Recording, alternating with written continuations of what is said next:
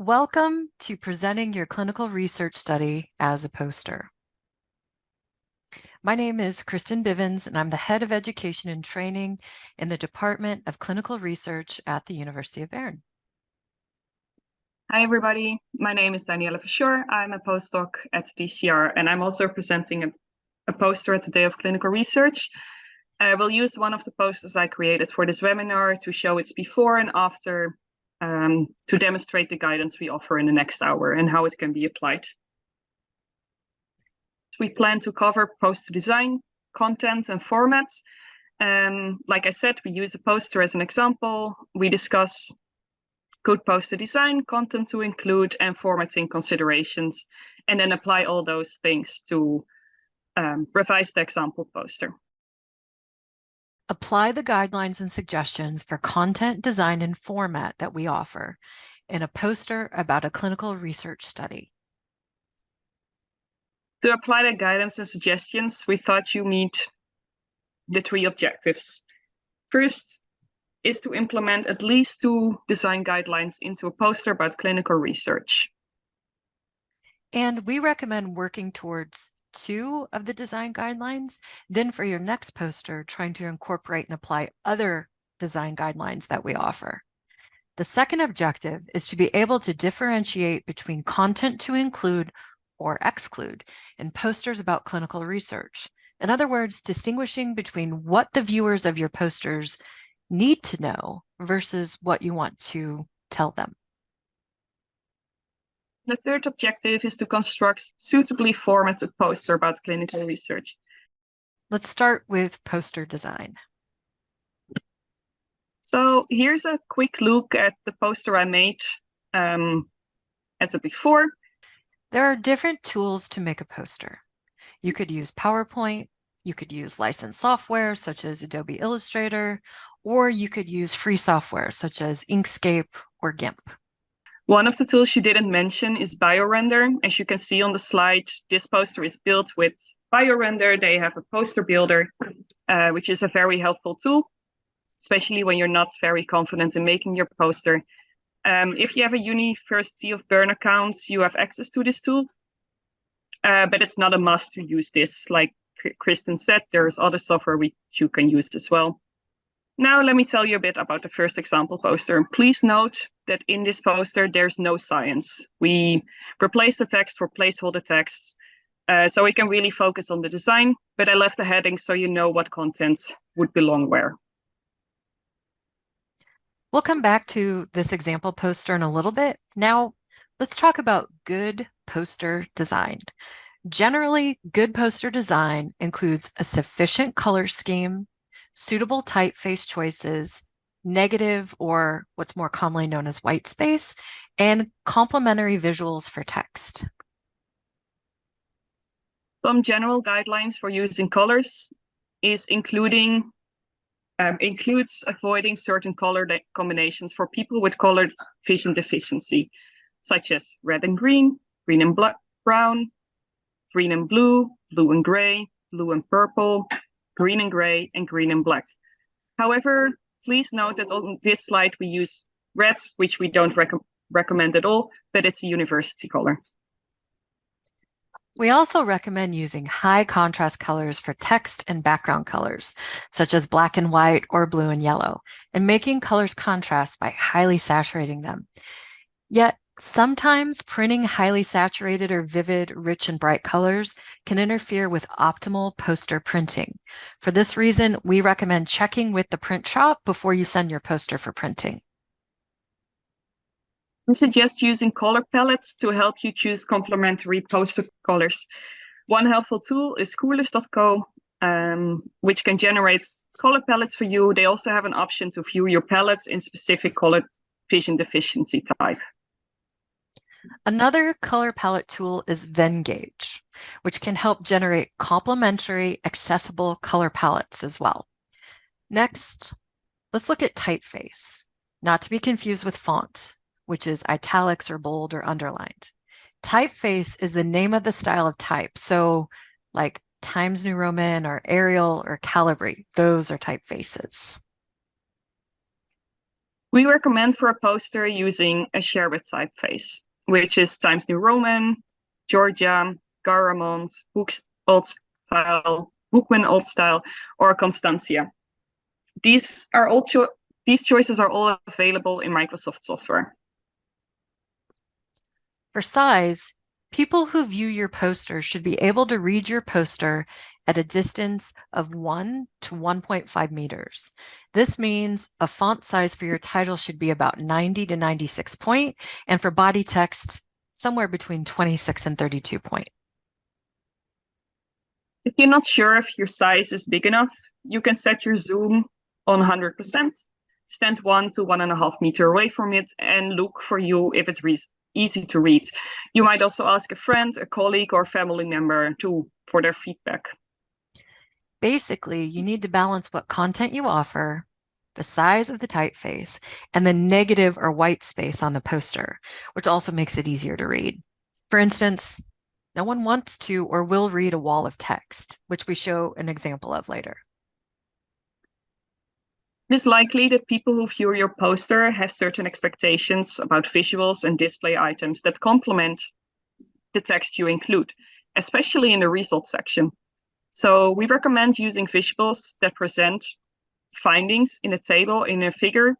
However, we don't think you should add images just for decorational use, especially because the space on the poster is often limited.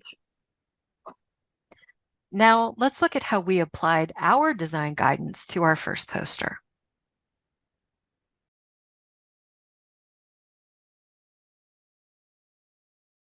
Here is a review of the guidance and suggestions we just offered.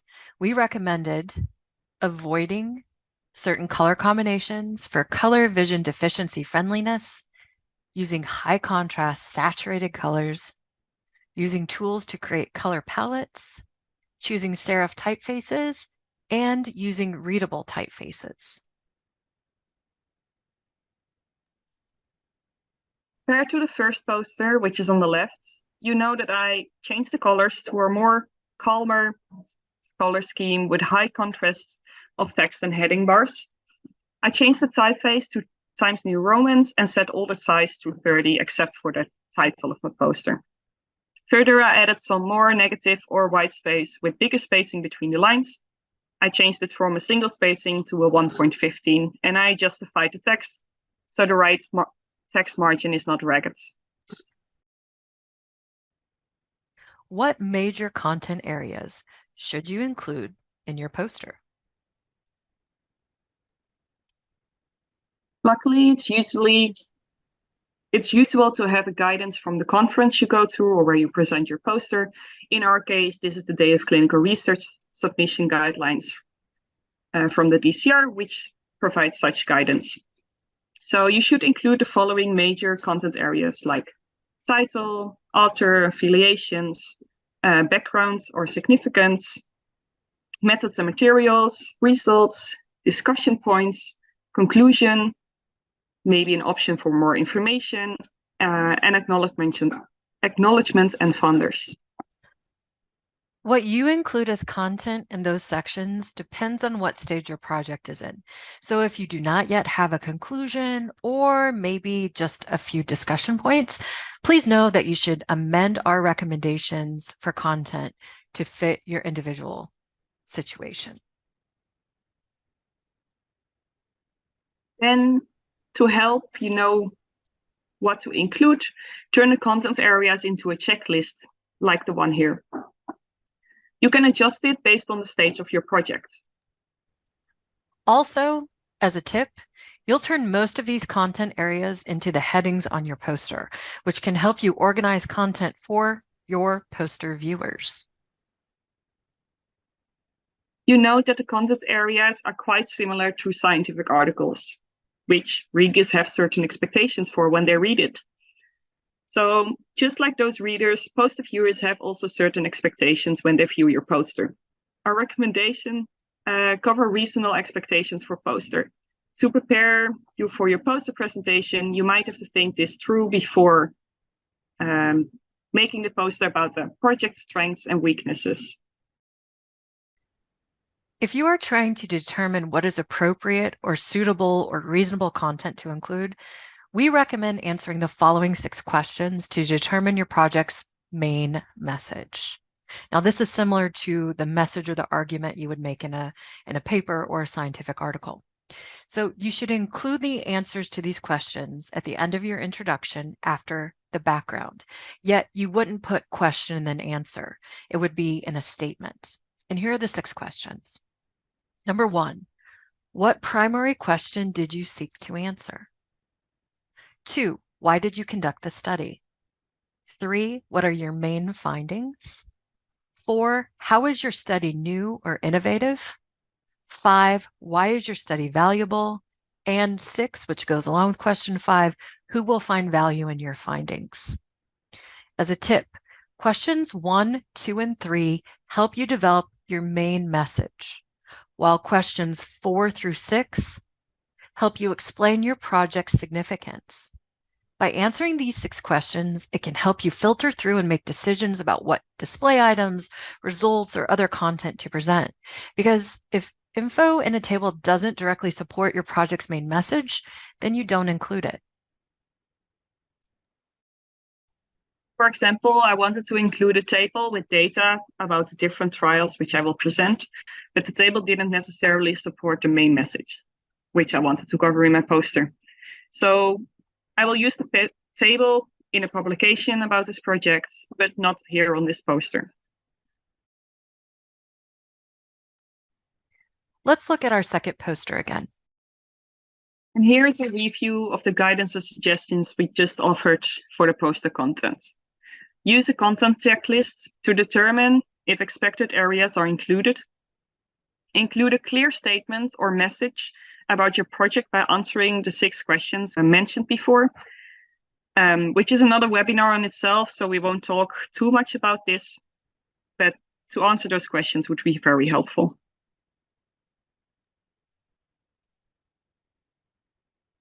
On the left is our second poster. On the right, our third poster, revised based on the poster content guidance and suggestions. As you can see, some figures are removed to make other figures more easier to read, and some of the information of the removed figures is now in the other figure. We also added the acknowledgement, which we had completely forgotten. Danny, I'm already liking the third poster a little bit more. It's easier to see the white space. It's easier to read. I don't have to prioritize the results because you were selective when you chose what to include on the poster. For me, even though it's online that we're looking at it right now, it's an easier reading experience. Now, let's look at our final topic, poster format. For format, we recommend using bullet points with parallel structure to list information, emphasize information, and create some negative or white space. It can be difficult to read longer paragraphs or walls of text. If you have main discussion points you will verbally share during your poster presentation, then we suggest perhaps listing those as bullet points. When you compare the introduction on the left with the introduction on the right, you see that there is more negative or white space, as well as the bulleted information which stands out to the viewer. We recommend using quick reference or QR codes for sharing more information. If there is information that you cannot include on your poster because you're conserving space, then be sure to add it as a QR code. It is important that your poster complements what you are talking about. In other words, your poster should make sense without you, but it should require you to add texture and details. It means the poster should not supplement what you offer during your presentation, but it should offer a complement to your poster and its presentation. We also suggest to create a QR code from the LinkedIn post you can make about your poster presentation, which can facilitate making new connections with those who view your poster.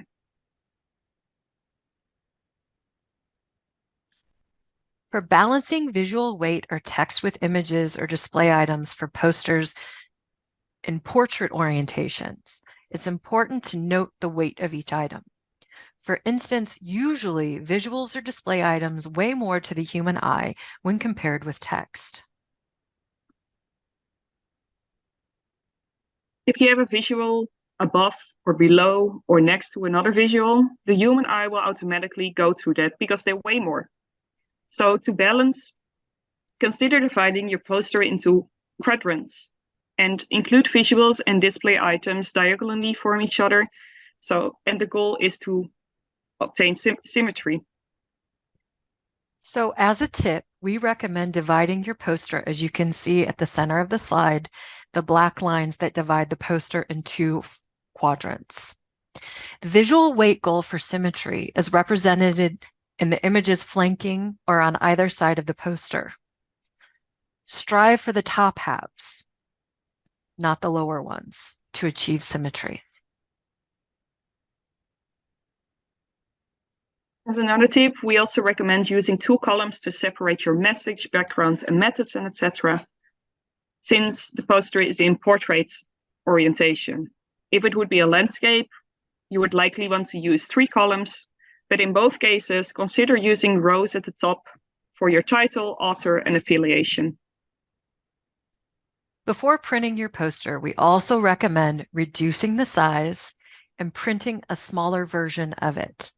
Then flipping it upside down and viewing it from bottom to top instead of top to bottom to see how text and visuals balance. Sometimes just skewing the presentation of it can help you notice things than when it's in normal presentation mode. Keep an eye out for symmetry or lack thereof. For example, if you remember the first poster, when I printed that one out in a smaller version, I noticed that there was only one quadrant with a visual in it. And that quadrant was weighing way more than the big amount of text around it in the other quadrants. Also, please check with the print shop for their guidance because sometimes what we create exists outside the printable area. For printing the poster, if you're at Bern or at Insel, I used printing servants from the Institute of Medizinische Lehre, or EML. The bill gets directly sent to your institute, so you don't have to bother with reimbursement. And they're often super fast. Within 48 hours, you can pick up your poster already. That's what they say, but they can even be faster than that. Also on the website, there's quite some tips and tricks about poster and how to make it. Let's now look at the third version of our poster. We revised the third version of our poster based on our suggestions and guidelines for format content.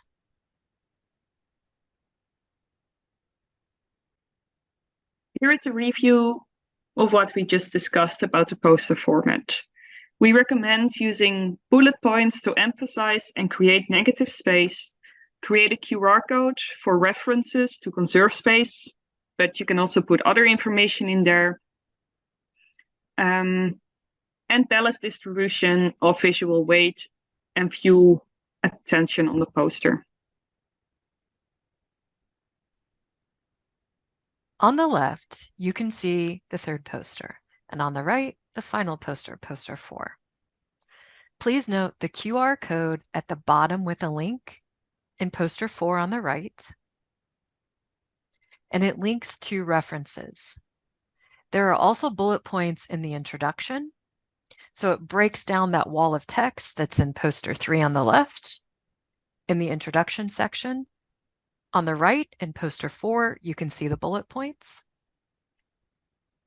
And from the method section on the left in poster 3, you can see that in poster 4, some items are numbered 1, 2, 3, 4, 5, 6. When we put version 1 next to our final version, we can see how much our poster changed and improved. We're delighted that you took some time today to join us and to learn a little bit about our suggestions and guidance for poster design and content and formatting.